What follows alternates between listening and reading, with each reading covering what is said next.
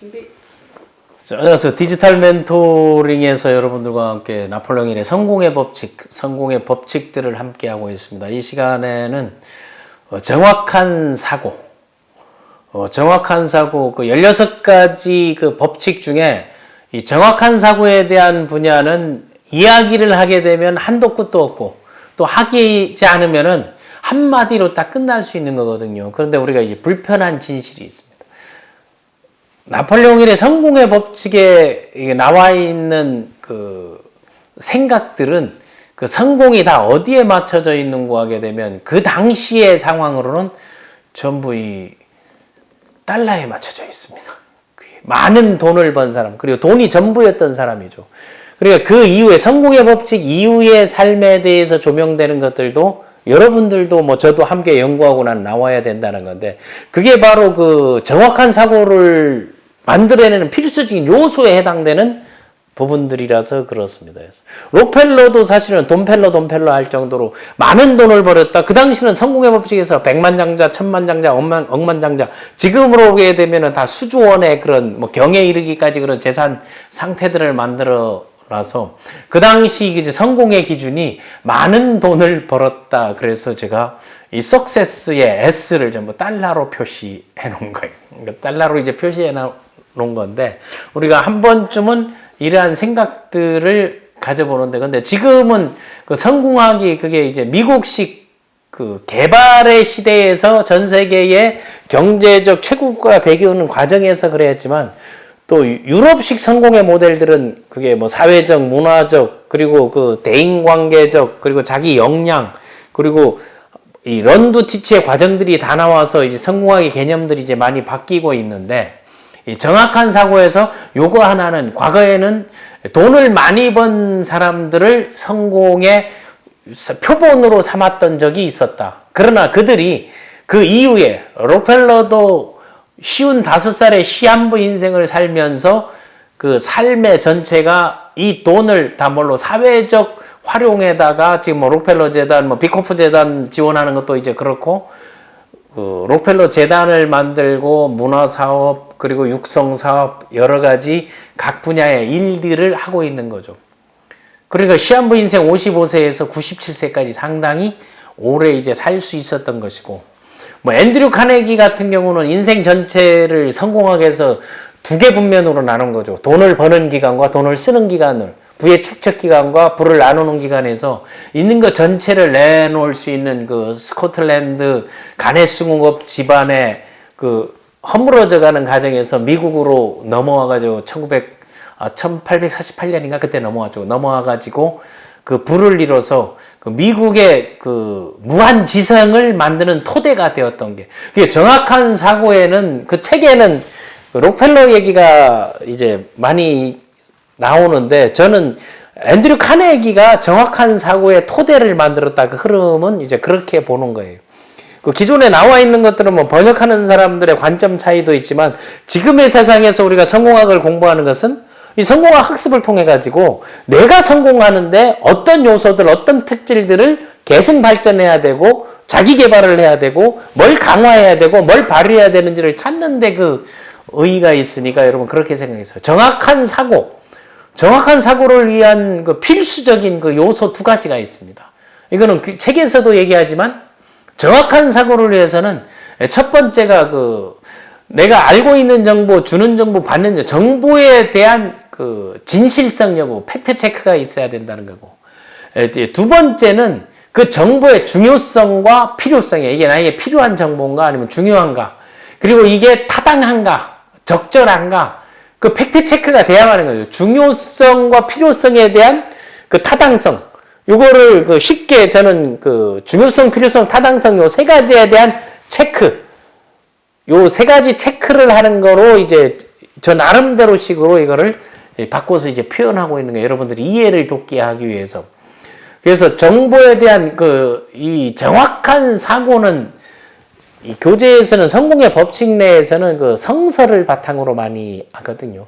그런데 뭐 성서도 인문학이 한 범주고 불경도 인문학이기 때문에 나는 이거를 이 동서양의 철학, 그리고 성인들의 생활, 지금의 생활, 그리고 지금 우리가 본받고 따르는 부분, 또 하나 그 무한지성에 대한 그 영적 그 추구, 모든 것들이 마지막 단계를 그 영적인 지성으로 이제 결합되어 있는데, 이 바탕이 정확한 사고의 가장 근본이 되는 거, 정보에 대한 팩트체크와 중요성, 필요성, 타당성에 대한 체크, 이것이 꼭 필수적이다 하는 거예요.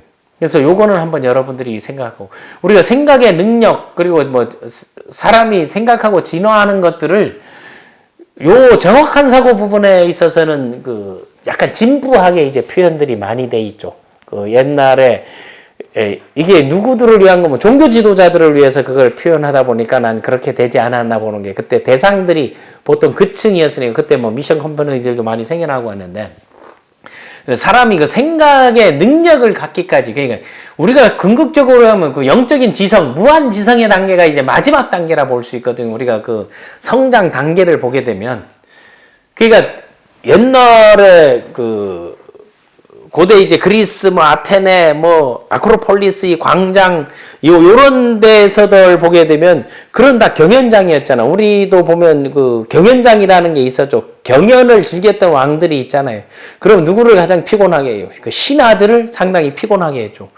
그런 경연을 하면서 그 신하들의 생각, 멘토링, 코칭을 직접적으로 잘했던 게 이제 조선 후기 우리 정조대왕, 또 거기에 발군의 기량을 발휘했던 게 다산 정약용 선생, 이렇게 볼 수 있는데, 그게 바로 그 무한지성을 유배 중에도 나는 추구했다고 보는 거예요. 그래서 생각의 능력을 무한지성의 단계에 가기 전에 그것은 이제 그 안에서 소개되는 책에서는 우리 그 인간은 소위 말하는 무기물, 광물질에 비유했죠. 그냥 있는 그 존재, 무기물, 그 세상에 나오는 그 미네랄, 비타민 정도로 그거를 표현했고, 그 다음에 그 표현은 식물의 단계다.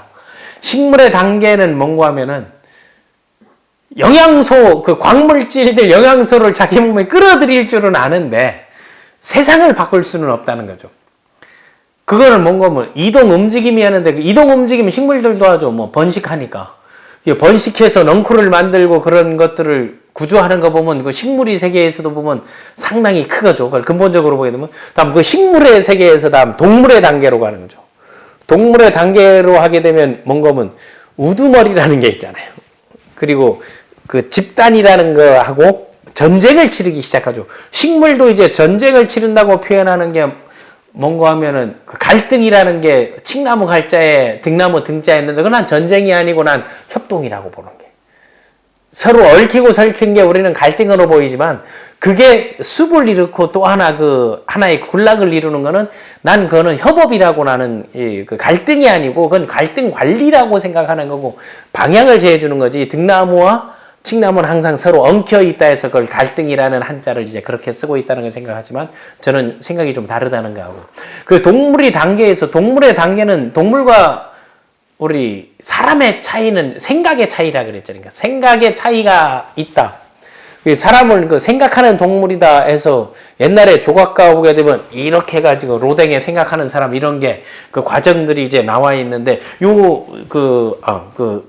그 생각하는 단계에서 무한 가는 건데, 바로 여기에 보게 되면 그 생각의 그 무한 지성을 갖기 위한 그 진화 과정을 얘기하는 게, 그래서 이 무기물에서 식물에서 동물에서 생각하는 사람 사고, 그 생각하는 사람에서 내가 이제 물욕에 너무 집중하느냐 안 하게 되면 그 지적 호기심들이 끊임없이 발달하다 오게 되면 그게 생활 속에서도 연결돼 가지고 통하게 돼 있는 거.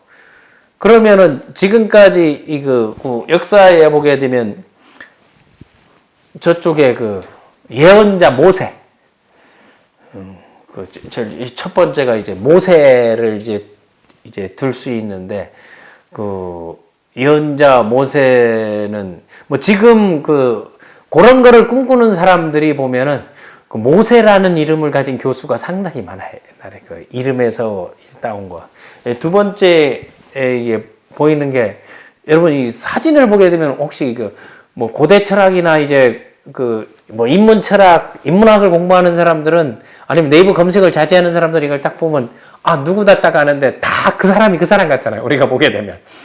예, 이게 바로 그 지혜의 왕, 무한지성의 끝이죠. 지혜의 왕, 그게 바로 솔로몬이죠. 솔로몬이 3대 왕인가요? 그 지혜의 왕. 그 다음에 소위 말하는 멘토링 코칭에 이르기까지 지저스 크라이스트. 다음에 여기 그 세 사람, 그 서양 철학 대표적인 3인 아니에요. 항상 이 국가라는 조직의 소위 말 플라톤, 다음에 이제 소크라테스, 아리스토텔레스. 동양 철학은 이 공자, 논어. 그러니까 인문학 공부하는 사람들이 여기에 있는 사람들의 사상은 다 공부를 해야 되겠어요, 말아야 되겠어요. 기본적으로 공부를 하려니까 구약과 신약을 반드시 읽고 불경을 반드시 읽어라. 가장 좋은 인문학 서적이다 얘기하는 거예요. 그리고 서양 철학사, 이제 고대, 그리스 신화에서부터 이런 것들을 로마사라든가 이런 걸 공부하고 이제 근현대사로 오면서 1, 2차 세계대전. 지금 아이들은 1, 2차 세계대전에 대해서도 가물가물 하잖아요. 집안에 그거를 겪은 사람들이 없는 사람들이 많잖아요. 지금의 MZ세대들은 없는 거니까. 이런 과정에서 이걸 한 번씩 우리가 그 과정들. 그러니까 그 책에서는 영적인 지성으로가 불가능하다고 이제 썼어요. 그 성공의 법칙에서는. 그 진화하는 그 성서를 바탕으로는 사람의 생각이 발달을 과정 생각의 능력까지 진화하는 과정들을 쓰는데, 그러면 여기에 내가 이제 7명의 이 성인들을 표시하는 거, 무한지성을 표시한 이유는 책에서는 이 사람들을 예외의 사람으로 표시하는 요 과정에서. 그런데 저는 영적 지성을 발휘한 이제 그런 거라고 이제 얘기를 이제 할 수 있습니다. 그래서 이런 과정들을 그냥 쉽게 하게 되면 그 창조적인 사고와 자기 암시라 그러잖아요. 이게 자기 암시나 잠재의식이나 창조적 사고나 이런 것들은 웬만하게 학습을 통하고 트레이닝을 통해서는 가능하다고 보여요. 그걸 탄원하는데, 근데 무한지성의 단계라는 거는 지금 수많은 시간이, 소위 말하는 수천 년이 흘러도 그게 살아남아 있는 게 이 사람들을 성인이라 하잖아요. 그 성인이 단계는 누구나 갈 수 없는 건데 그 과정을 위해서 끊임없이 노력하는 분들이 있죠.